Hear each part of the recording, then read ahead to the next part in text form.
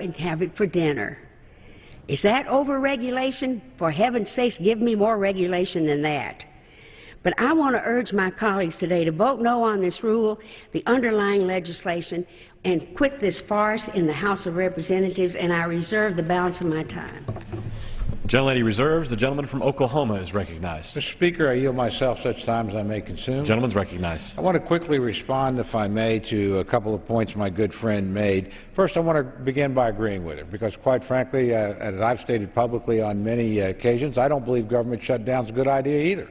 And I think that's not a responsible political tactic.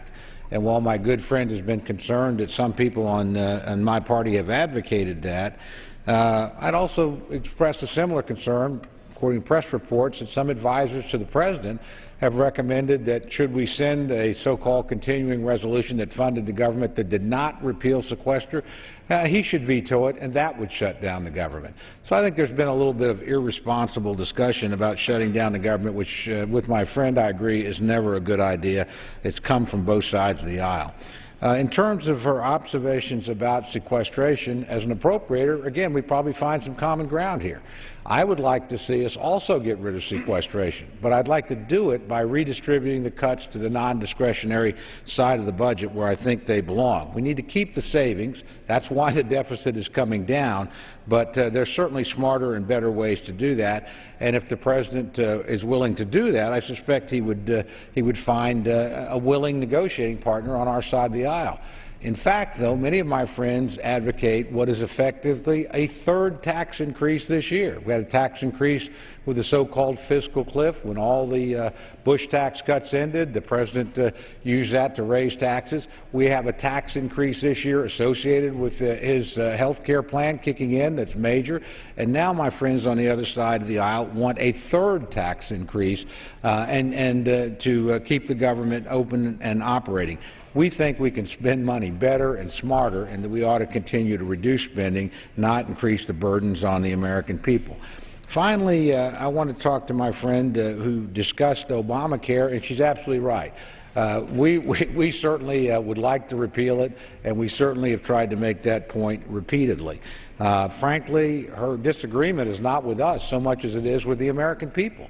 This is an extraordinarily unpopular law. No poll has ever shown that more people like it than dislike it, quite the opposite. People would like to see it repealed. It's simply not a very good idea. And frankly, we're seeing signs of that right now. The President himself, in his signature piece of legislation, had to ask that the business mandates actually be pushed back by a year. We'd like to help him in that, and we'd like to do it for individuals as well, but that suggests this was certainly a bill not ready for prime time. A former presidential candidate very seldom quote Howard Dean in approval or cite him, we're in agreement, I should say, not approval. But he had an interesting piece in the Wall Street Journal this week on why the central cost control mechanism of Obamacare, the Independent Payment Advisory Board, simply wouldn't work. Now, that's not us. That's criticism from somebody that probably supports a national health care plan of some kind. And finally, and I think this does get overlooked in the debate, and I want to end my comments on a point of agreement, because while we have voted repeatedly to repeal, there have actually been times that we have, on both sides of the aisles, agreed with the President about changing this bill. In the last couple of years, we've actually passed 7 pieces of legislation. When we were in the majority, they obviously had to go through a Democratic Senate and to the President's desk that changed or modified Obamacare. It saved, by the way, about $62 billion. My friends, after ramming that legislation through, looked at the so-called 1040s that were going to be attached to every $600 purchase and said, you know, you guys are right. That's a really bad idea. The President thought so, too. And we got rid of it.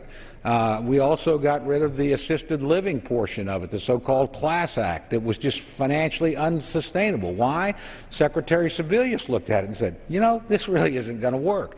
And I bet you sooner or later we'll get a medical device tax elimination down here on this floor, which people on both sides know it's nuts to be taxing people's wheelchairs and oxygen cans because they're sick. and use that to fund health care, and I bet you we could probably find common agreement on that. So while we would like to repeal, we certainly are willing to work when we can find common areas and continue to try and improve a very flawed product. With that, I'd like to yield my good friend and fellow Rules Committee member from Florida at such time as he may consume. The gentleman from Florida is recognized. Well, thank you, Mr. Speaker, and I also want to thank my good friend and Rules Committee member that I have the pleasure of serving with. Today I rise in support of House Res 322 and underlying legislation H.R. 367, the regulation from the Executive Need of Security Act. I want to thank my friend for bringing this forward as the rule. But this is better known as the REINS Act. The underlying legislation will bring much-needed reform to a broken regulatory process. Now, my good friend from New York, Ms. Slaughter, mentioned about chickens, and she mentioned it last night, but the issue really, what she's talking about when you're talking about the number of chickens being observed by the USDA, this is the President. They want to increase the number. They want to go to a private system. So I agree that it's a bad idea. But maybe the REINS Act could actually help in that particular instance, because you could bring it back to this House to talk about it, because as a valued member of the Rules Committee, she brought up a good idea. But somewhere along the line, we've lost sight of what Congress's responsibility in the role of regulation is all about. Through the years, we've delegated away our responsibility. We gave it to unelected bureaucrats to make decisions that have far-ranging effect on the American people. And I'm pretty sure that our founding fathers really didn't envision us doing that, that bureaucrats are going to decide the fates of small businesses and industries, and that's exactly what we let happen because it was easy. It's easier. And all too often in making regulations in D.C., we just aren't in touch with how that actually affects real Americans, real jobs in this country. We all hear from folks back home about how regulations passed in D.C. are preventing their businesses from growing and expanding. It's a common refrain, Mr. Speaker.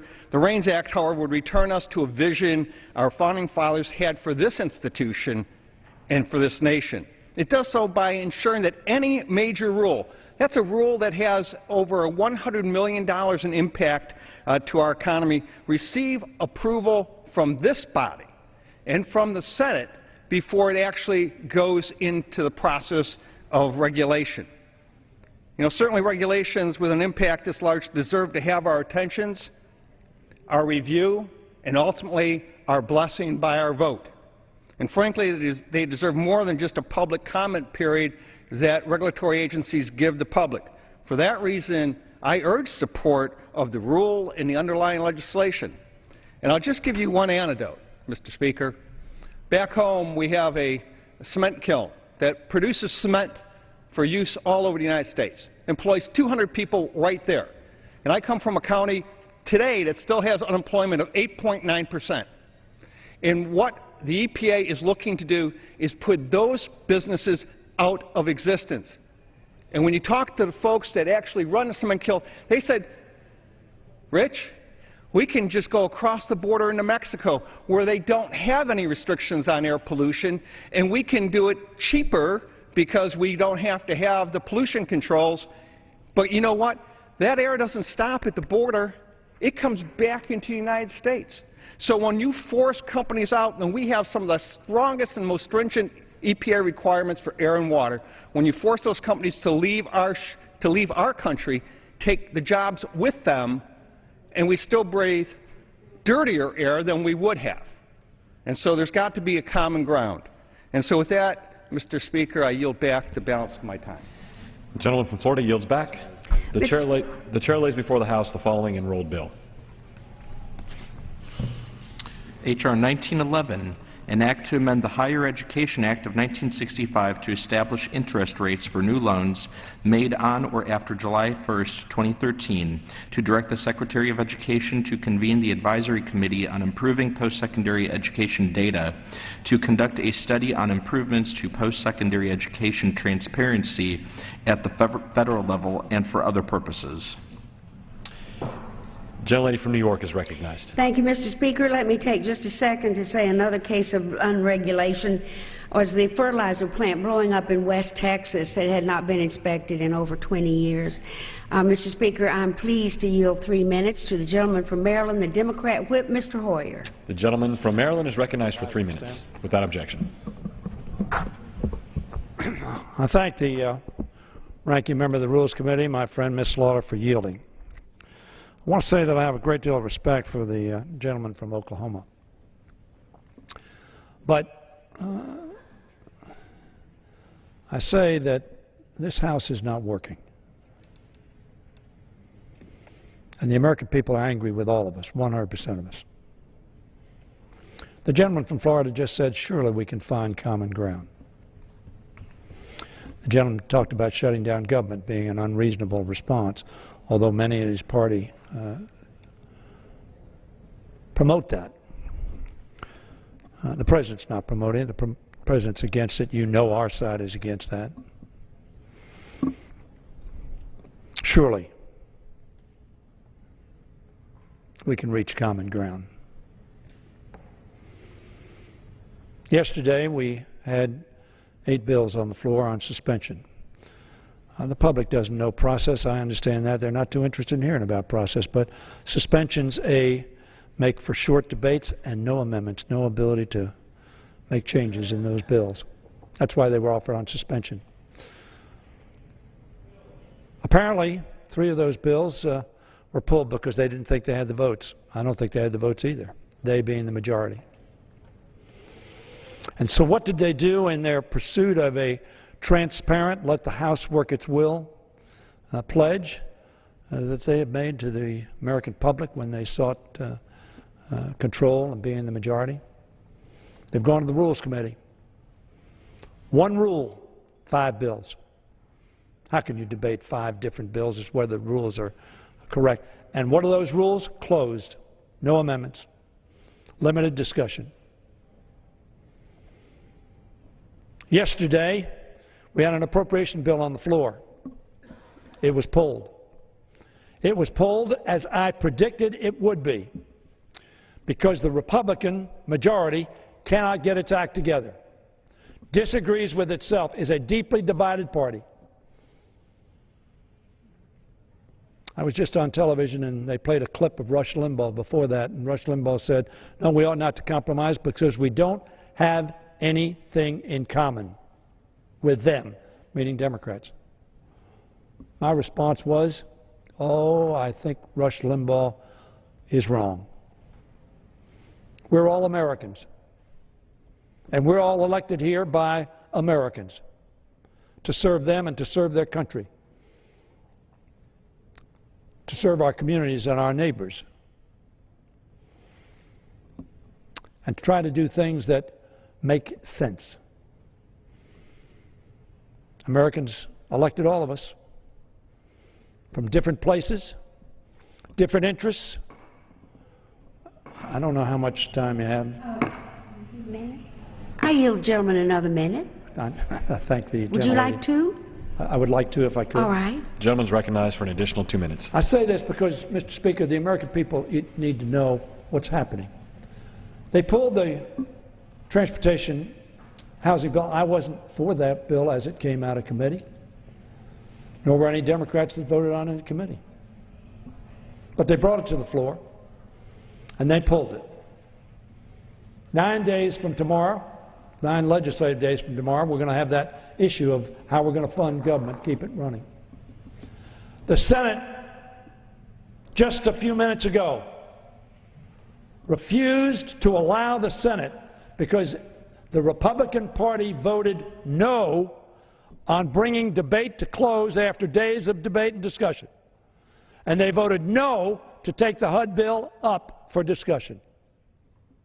So in both houses,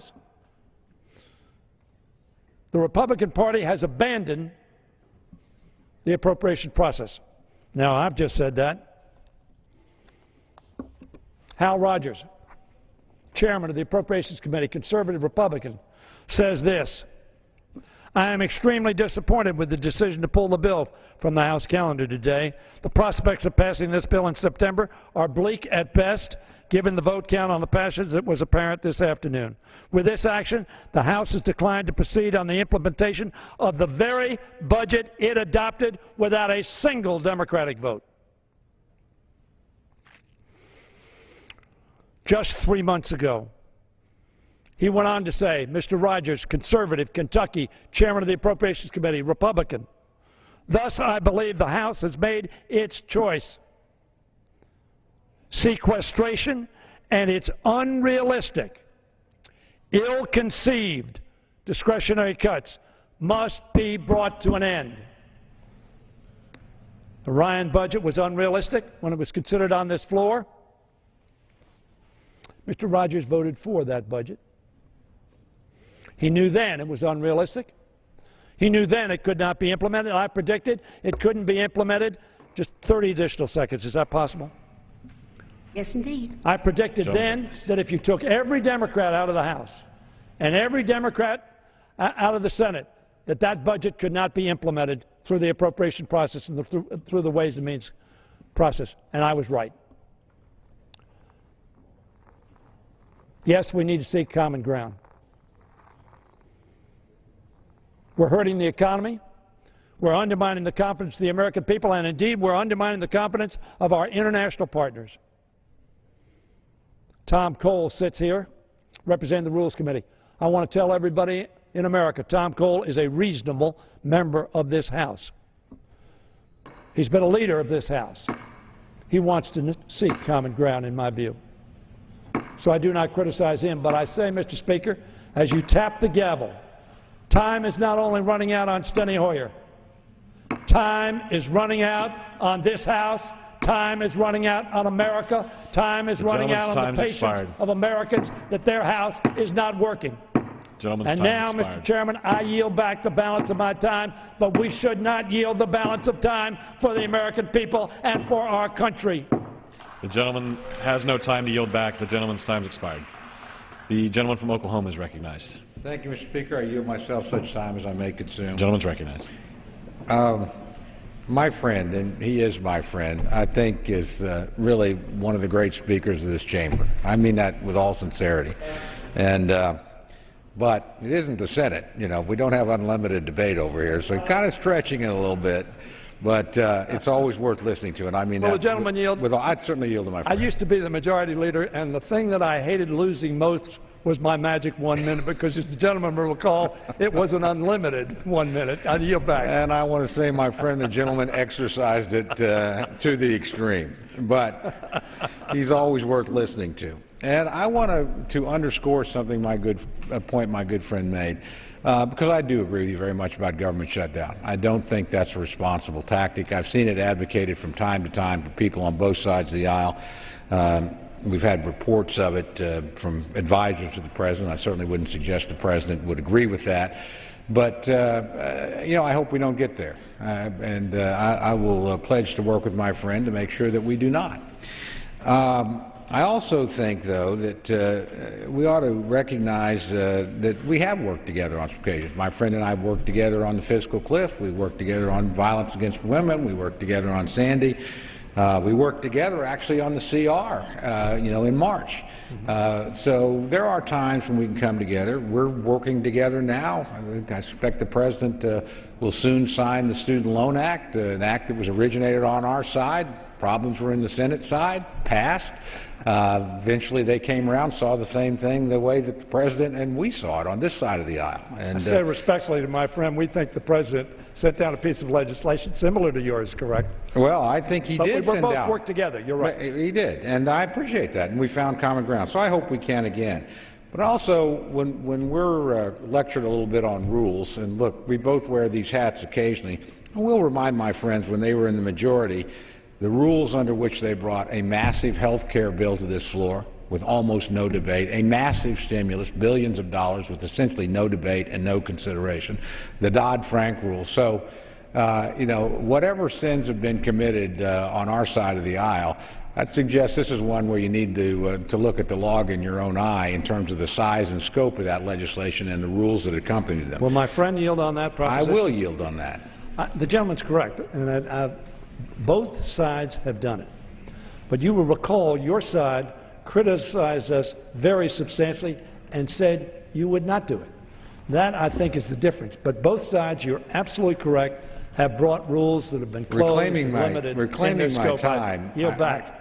I thank the gentleman. I seriously doubt that you have never said we wouldn't do this. I mean, come on, I've heard the same thing when we talk about debt ceiling, where we know the roles get reversed from time to time. So I think this legislation, and I think it's very significant legislation, but I don't think it ranks with either of the three examples that I gave, in which this body was not given the opportunity. And frankly, I think the Republican majority is here today largely because that's the way the House was operated, the way the last time my friends had an opportunity to do that. But regardless of that, I appreciate my friend's remarks as always. I always enjoy the exchange, and with that, I'll reserve the balance of my time. I look forward to working with the gentleman. Gentleman from Oklahoma reserves. Gentlelady from New York is recognized. Mr. Speaker, I yield 3 minutes to the gentleman from California, the distinguished ranking member of the Committee on Energy and Commerce, Mr. Waxman. The gentleman from California is recognized for 3 minutes. I thank the gentlelady for yielding to me some time to talk about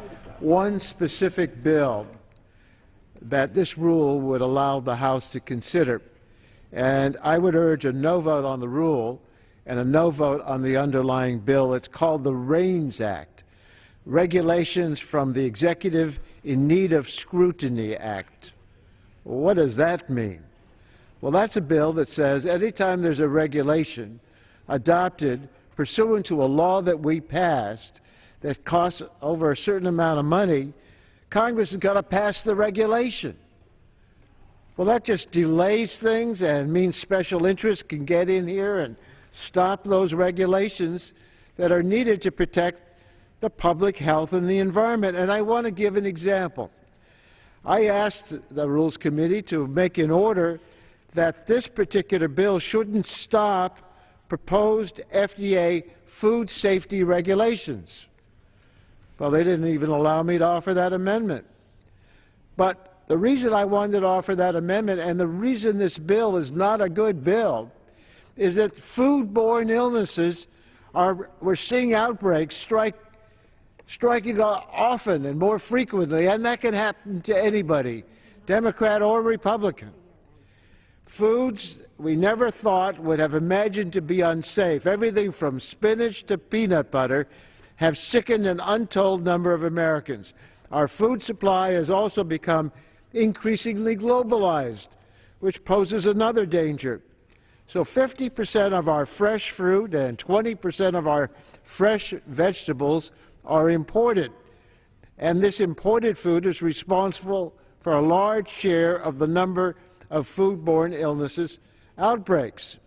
Since 2011, 8 out of the 19 multi-state outbreaks were from imports. So what did Congress do? Well, we said we got to do something about it. And we adopted a bill on a bipartisan basis called the FDA Food Safety Modernization Act. It passed in 2010. And that law provided with FDA the power to set a way to police the food supply and make significant improvements throughout the food chain from the farm to the dinner table to stop these unsafe foods.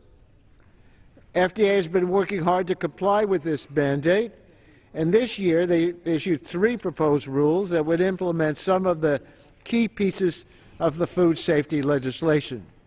One rule would require farmers to comply with science-based standards for safe production and harvesting of produce. Another would require companies that process or package foods to implement preventive systems to stop outbreaks before they occur. Would the gentlelady yield me an additional 20 minutes, or at least one? No, I think 20 seconds. No, I'm going to give you another minute. Thank you very Gentleman's much. recognized for an additional minute. Okay. And the purpose of these rules are to stop and prevent the outbreak of food-borne illnesses. Last week, FDA issued a proposed rule to mandate that importers demonstrate that the food they bring into the country is safe. Well, these rules would not be allowed to go into effect until Congress, both the House of Representatives and the Senate of the United States, with all their committees and subcommittees, meet to consider the regulations that FDA adopted. And while they're doing all of that, we'll be exposed to foodborne illnesses. My amendment would have made this process of the Raines bill unnecessary as it applies to this particular area, but it illustrates why the Raines bill is not well thought through. Congress shouldn't have to adopt every regulation. If we adopt a law saying to an agency, adopt regulations based on the science, adopt regulations to enforce the law. So I would urge we oppose the rule and oppose the Raines bill as well. Thank you. The gentleman's time's expired. The gentleman from Oklahoma is recognized. Mr. Speaker, I reserve the balance of my time. Gentleman from Oklahoma reserves. The gentlelady from New York is recognized. Mr. Speaker, I am pleased to yield 2 minutes to the gentleman from Minnesota, Mr. Nolan. The gentleman from Minnesota is recognized for 2 minutes. Thank you, Mr. Speaker.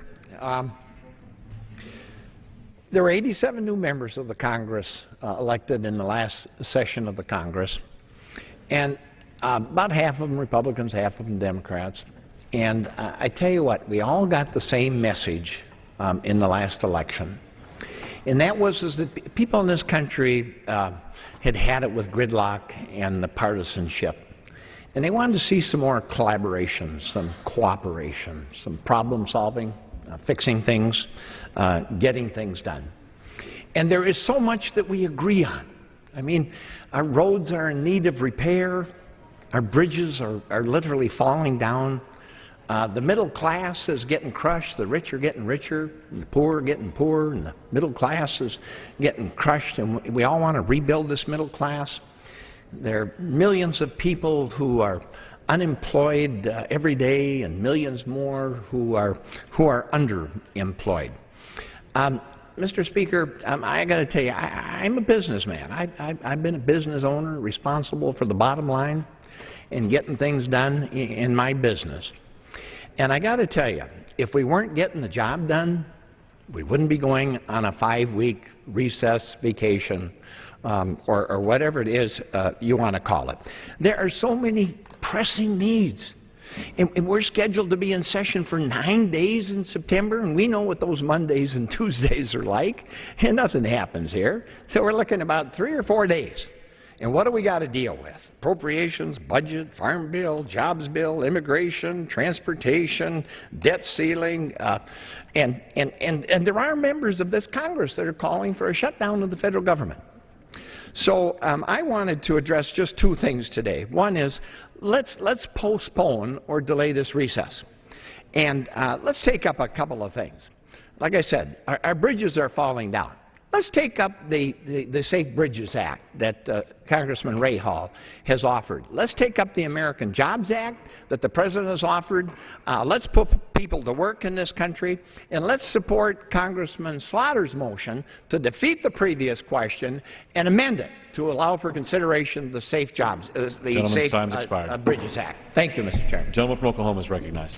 Thank you, Mr. Speaker. I continue to reserve the balance of my time. Gentleman reserves. Gentlelady from New York is recognized. Mr. Speaker, I'm pleased to yield 2 minutes to the gentleman from Massachusetts, a member of the Committee on Rules, Mr. McGovern. The gentleman from Massachusetts is recognized for 2 minutes. I thank the gentlelady for yielding. Mr. Speaker, what is particularly frustrating about what we are doing here today is that this is a colossal waste of time. We're taking up 5 bills that are going nowhere in the Senate. The President has already issued veto threats on all of them. These are just press releases that the Republican National Committee has decided would be good things for Republican members to release in their district. None of this stuff is meaningful because it's going nowhere. And we're also repealing the Affordable Care Act for the 40th time. And when the gentleman says that the Affordable Care Act is not popular, I would remind him that we had a referendum on the Affordable Care Act. It was called a presidential election. And the last time I checked, Mitt Romney is not in the White House. I think he's out on his yacht somewhere. But he's certainly not in the White House. And that election was all about the Affordable Care Act.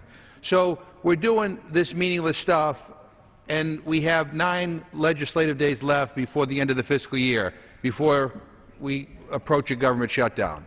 And we have people on the other side of the aisle, people running for president on the other side of the aisle, publicly bragging about how they want to shut the government down. Now, I have great respect for the gentleman from Oklahoma. I think he's a reasonable, rational, good member of this Congress. I wish there were more like him on his side of the aisle, but there aren't.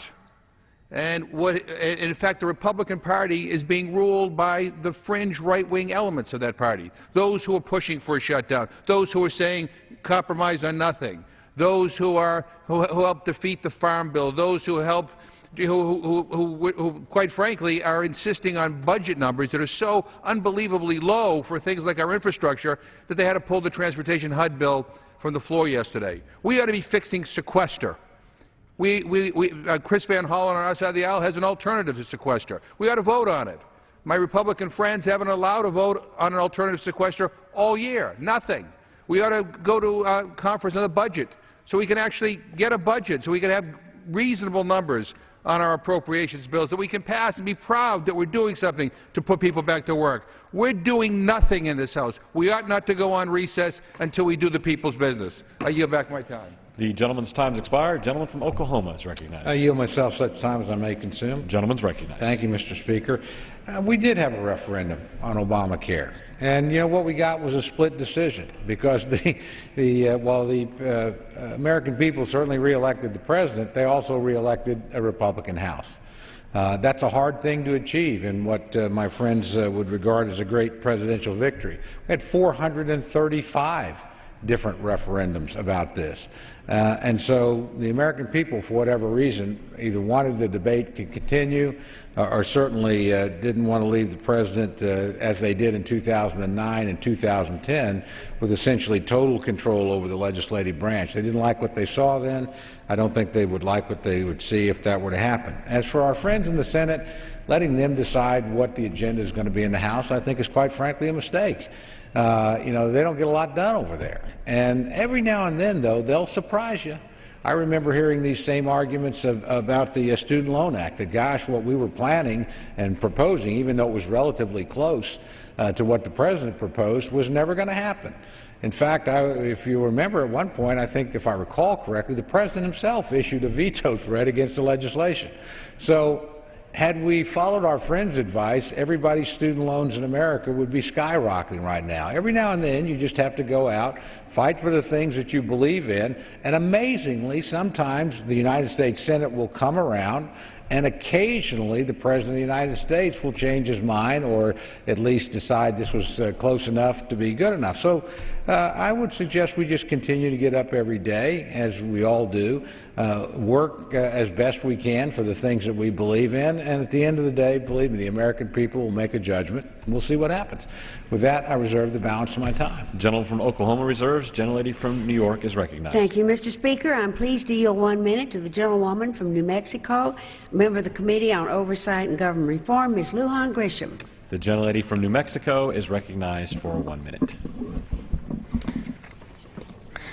Thank you, Mr. Speaker. I rise today in opposition to this rule. Every weekend, I go home to New Mexico, and my constituents always ask me, what's going on in Congress? What is Congress doing to create jobs and grow the economy and end the sequester? There are currently 2,000 constituents in my districts who are getting furloughed every week, and they want to know. There are countless teachers, construction workers, small business owners, and first responders, and they want to know. Unfortunately, the answer is nothing, and it's because of the House Republican leadership. They simply cannot govern.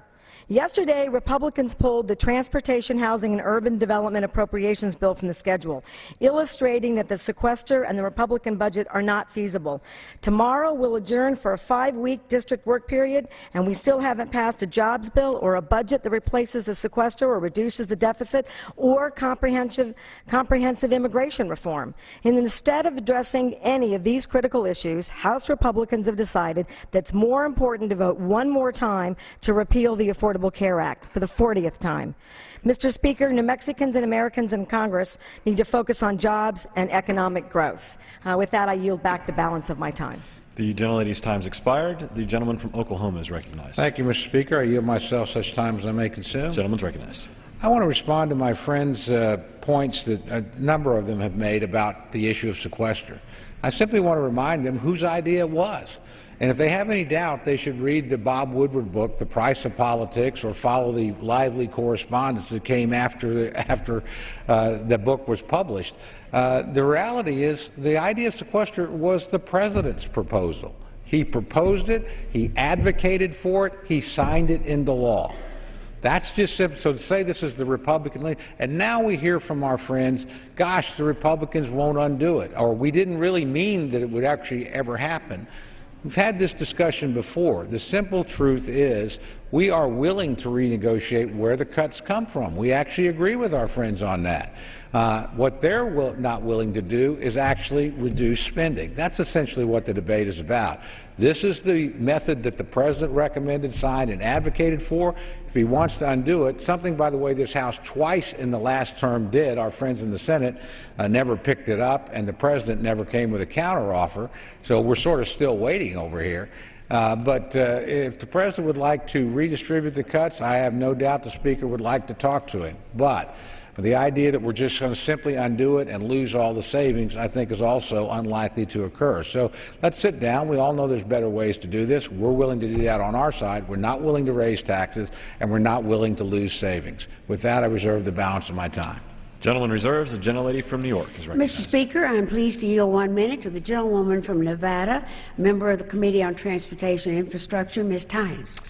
The gentlelady from Nevada is recognized for 1 minute. Thank you, and I thank the gentlelady for yielding me the time. I rise today in opposition to this rule and the underlying bills. I'm especially disappointed that my amendment to H.R. 367, the REINS Act, wasn't made in order. My amendment would have protected women and children from the delay and obstructionism in this bill by exempting the Family Medical Leave Act, the Healthy Hunger-Free Kids Act, the Individuals with Disabilities Education Act, and the Lilly Ledbetter Fair Pay Act from the bill's intrusive provisions. These 4 laws safeguard the economic, social, and physical well-being of women and children in Nevada and across the country. They give mothers the chance to care for a new child, ensure that our students have access to nutritional food, protect the rights of students with disabilities, and help women fight for equal pay for equal work.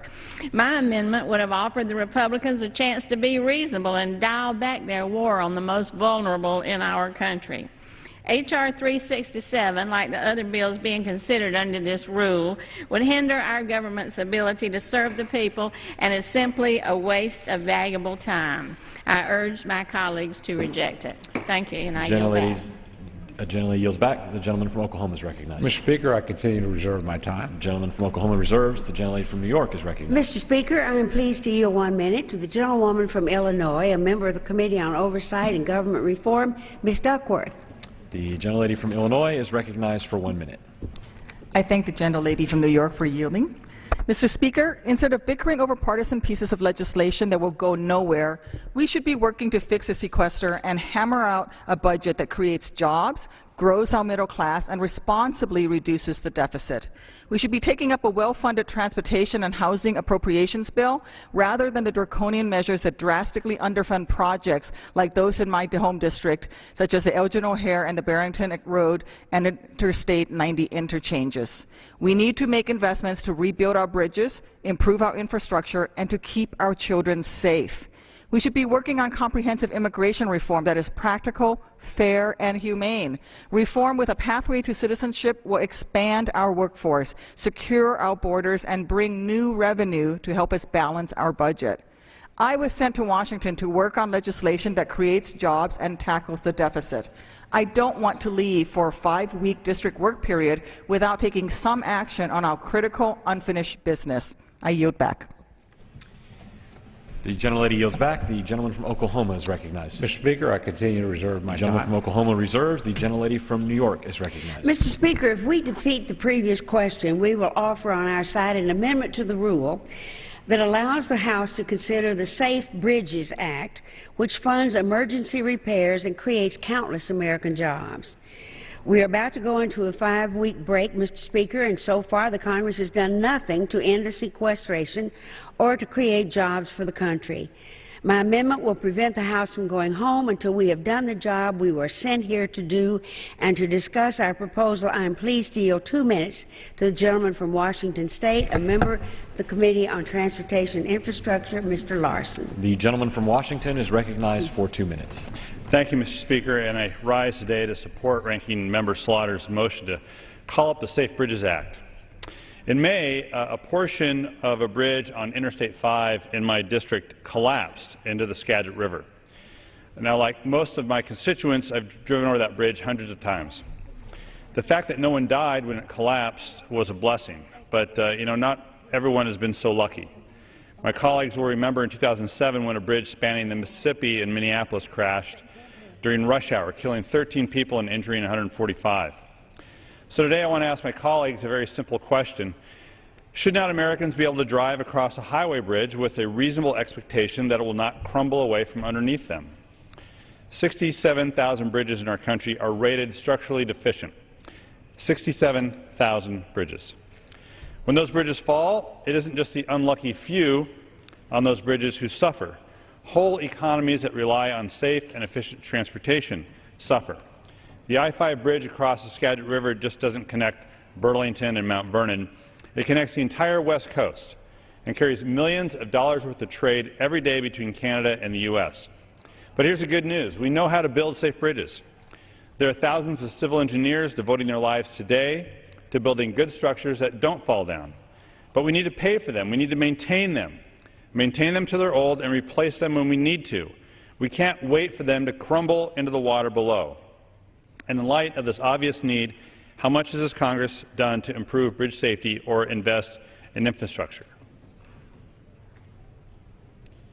Mr. Speaker, that is the sound of how much congressional action has been taken. Nothing. But just yesterday, House leadership pulled the Transportation Appropriations Bill because they couldn't find enough Republicans to support its draconian cuts. So instead of rushing home, we should take up the Safe Bridges Act, introduced by Mr. Rahal, to immediately invest in bridges. And rather than repealing Obamacare for the 40th time this Congress, we should invest in our infrastructure for the first time. If you think your constituents should be able to drive over a bridge without wondering whether it will crumble beneath them, then this Congress must act on robust transportation funding. And with that, I just ask unanimous consent to include a state-by-state funding table under the Safe Bridges Act into the record. I yield back. Without objection, gentleman's time has expired. The gentleman from Oklahoma is recognized. Thank you, Mr. Speaker. I continue to reserve my time. The gentleman from Oklahoma reserves. The gentlelady from New York is recognized. May I inquire if my colleague has more speakers? I do not, and I'm prepared to close whenever my friend is. Thank you very much, and I shall close. Mr. Speaker, as we speak, sequestration is hitting very hard, and the communities all across the country. Federal employees are furloughed, important investments in science, technology, the public health and defense being curtailed. Children are being shut out of Head Start. But meanwhile, the majority has repeatedly refused to repeal the sequester and have failed to pass a single job bill creation into law. The American people need us to stop these political games and get down to work creating jobs and rebuilding this economy. Now is not the time to adjourn Congress, and we should not leave here till we have produced real results for the American families that are truly struggling to get by. Mr. Speaker, I ask unanimous consent to insert the text of the amendment in the record along with extraneous material immediately prior to the vote on the previous question. Without objection. And, Mr. Speaker, I urge my colleagues to vote no and defeat the previous question and a no vote on the rule and yield back the balance of my time. The gentlelady from New York yields back the balance of her time. The gentleman from Oklahoma is recognized. Thank you, Mr. Speaker. I want to begin by reminding my friends whose idea sequester was. It was the President of the United States. Now, the President likes to take some credit, and in some ways he deserves some, for our budget deficit coming down. But frankly, after $4 trillion deficits in a row, a Republican Congress came into office, and that deficit is now moving down. It's about half of what it was. So we've worked with the President to actually achieve something he said he wanted to, which is lower the deficit. Likes to take credit for it. Second, I'd like to also remind my friends, Mr. Speaker, in closing, that I think these bills really are good bills. They provide important checks on the expanding power of the executive branch. How many times have all of us gone home and been regaled with tales of bureaucrats that are simply out of control, or rules that make no sense, or have an enormous economic impact? Happens all the time. That needs to change. Senator Daniel Webster described the federal government as, quote, made for the people, made by the people, and answerable to the people. I would suggest we've forgotten the last of those three phrases, answerable to the people. That's what these bills are about, trying to make the federal government more responsive and more answerable to the people. The underlying bills recognize just that and restore the power of governance to elected officials, not to unaccountable Washington bureaucrats. I would urge my colleagues to support this rule, the underlying legislation. Mr. Speaker, I yield back the balance of my time, and I move the previous question. The question is on ordering the previous question on the resolution. Those in favor say aye. Those opposed say no. In opinion of the Chair, the ayes have it. Mr. Speaker, may I request the ayes and nays? The yeas and nays are requested. Those favoring a vote by the yeas and nays will rise. A sufficient number having risen, the yeas and nays are ordered. Pursuant to Clause 8 of Rule 20, further proceedings on this question will be postponed.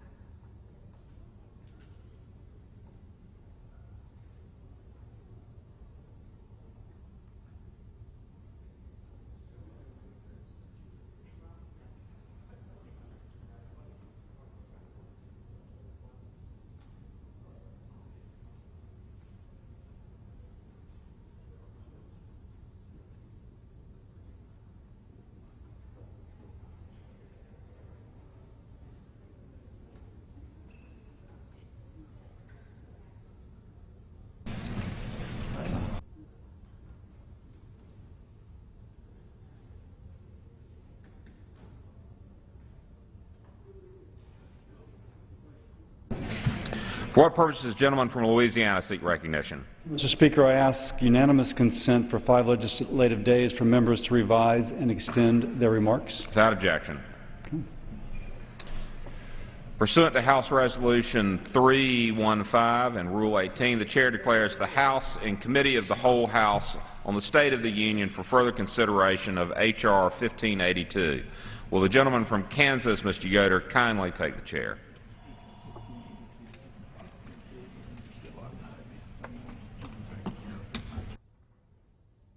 In the Committee of the Whole House on the State of the Union for the further consideration of H.R. 1582, which the clerk will report by title.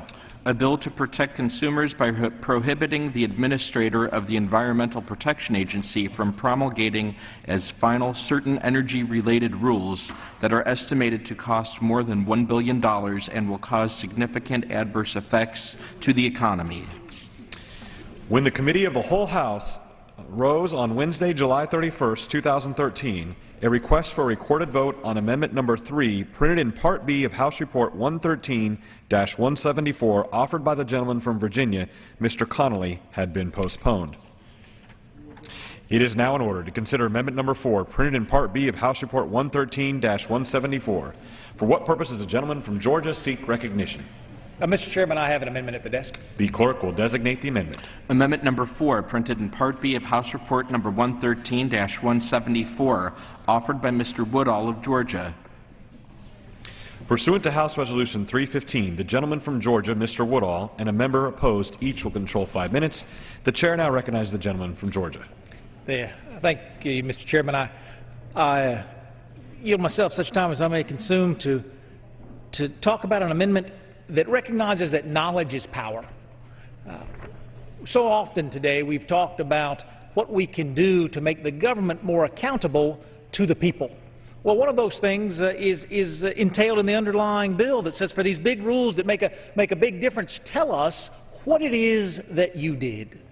How did you come to this decision that this is the rule that you want to implement?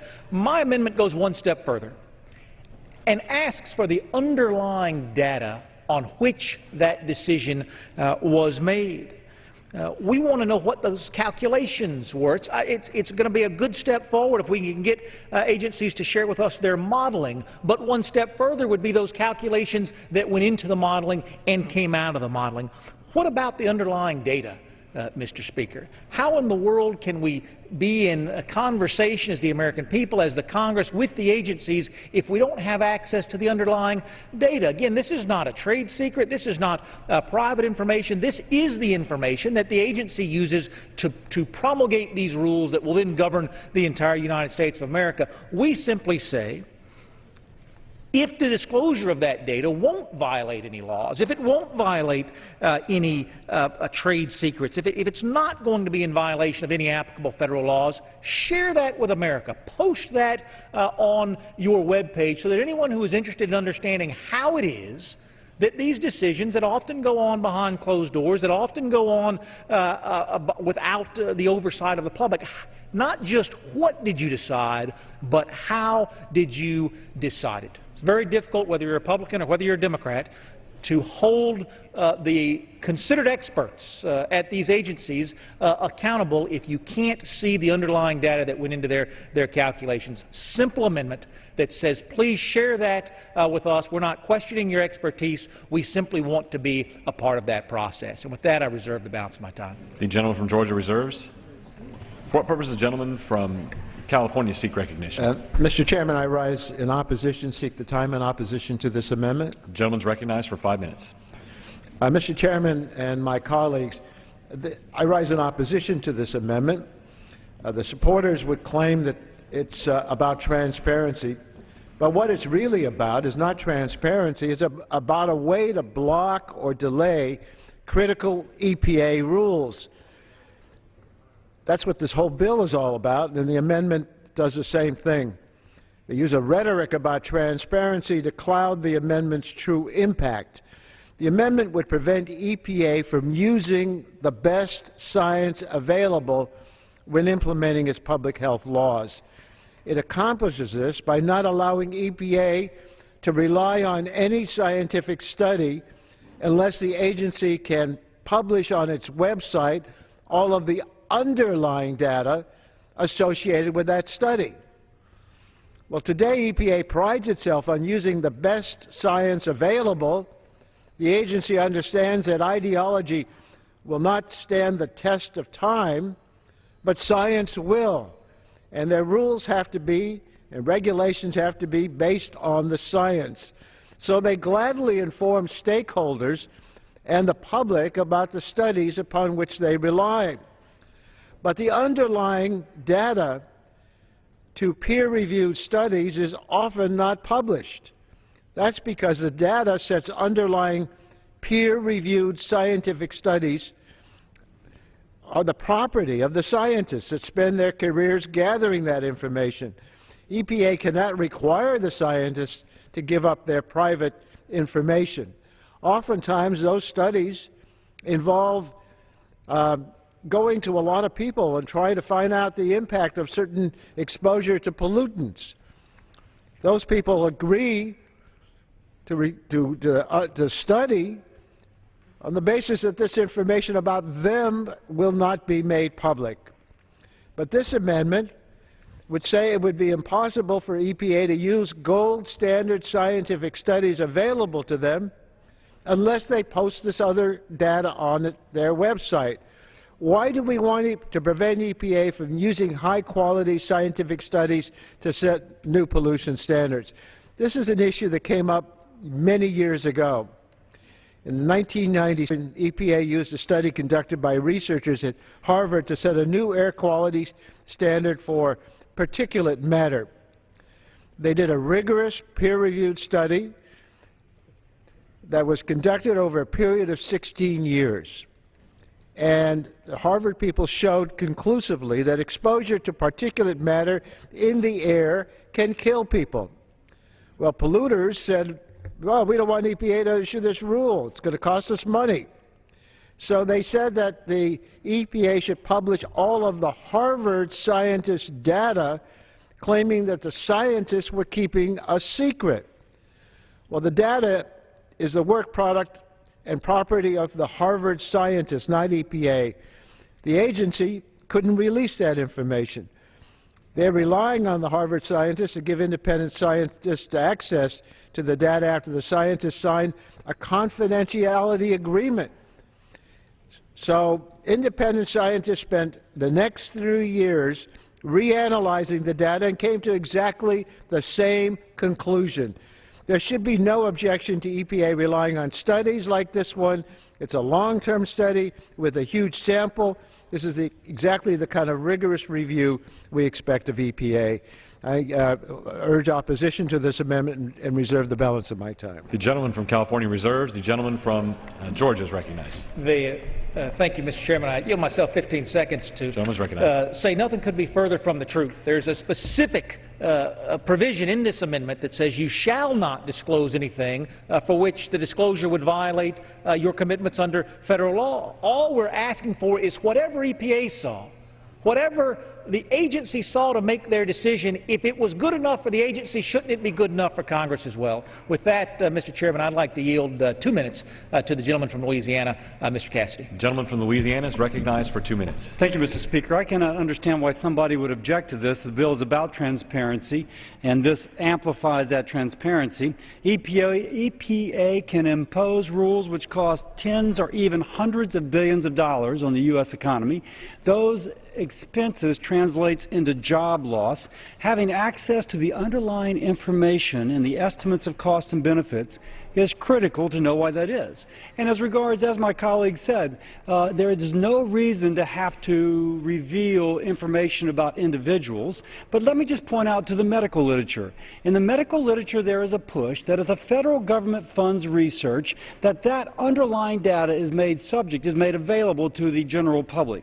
When the FDA reviews drugs, FDA will look at underlying data. So why would we require it for medications, which obviously affect many people, but not for the EPA? Having methodology which is transparent is absolutely essential in modern medical, modern scientific literature. I don't see why there is an objection to it unless the hope is that EPA can satisfy an ideological bent without having to justify it. This amendment will provide more transparency for EPA's billion-dollar rules. I urge my colleagues to vote yes on the amendment and yes on the underlying bill. The American people cannot afford to have jobs shipped overseas or have their economy otherwise wrecked. More rationality, transparency, and accountability must be brought to the EPA and its rule-making process. I yield back. The gentleman yields back. The gentleman from California is recognized. Mr. Chairman, the fact of the matter is that EPA does not have this underlying data. It doesn't belong to EPA. It belongs to the scientists who did the study. Consider this issue in a different context. If a pharmaceutical manufacturer wants to bring a new product to market, they would never be required to post all of their underlying data on the public website in order for FDA to rely on it. There's no other agency that would be held to such an unreasonable requirement as this amendment would impose on EPA. They review the data, but they don't put it on their website. EPA does not have the underlying data, and they can't require that the owners of the underlying data who did the study, often based on confidential agreements for those who participate in the study, they can't require that study be given to them. They are relying on the scientific data and the study results, and I think that all this would do is make it more difficult for EPA to protect the public health. Yield back to balance. Gentleman's time's expired. Gentleman from Georgia is recognized. Could I ask the chair how much